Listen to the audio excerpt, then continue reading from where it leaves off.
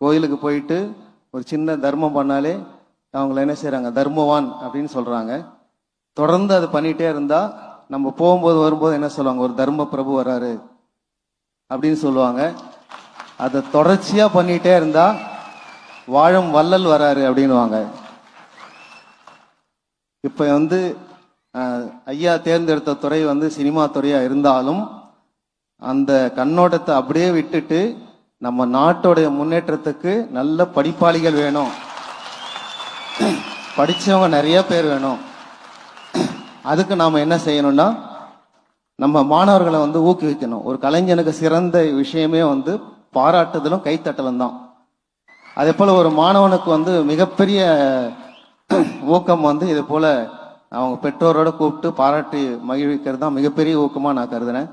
இது தொடர்ச்சியாக செய்யறது யாராலையும் முடியாது. ஒரு வருஷம் 2 வருஷம் செஞ்சுட்டு விட்டுருவாங்க. ஸோ தொடர்ச்சியாக செய்யறது ரொம்ப கஷ்டமான விஷயம். எங்களை எல்லாம் அங்கேருந்து கூப்பிட்டு பத்திரமா நைட்டெல்லாம் தூங்கலை, நான் தூங்கிட்டேன், என்னை எழுப்புனது என் பையன்தான். அந்த அளவுக்கு அவர் மேலே பிரியம் வச்சிருக்காப்புல. இன்னும் இங்கே இருக்கிற எல்லா பசங்களும் அது மாதிரி தான் இருப்பாங்கன்னு நினைக்கிறேன். இப்போ இந்த கல்விக்கு 3 பேர் முக்கியத்துவம் பண்ணியிருக்காங்க.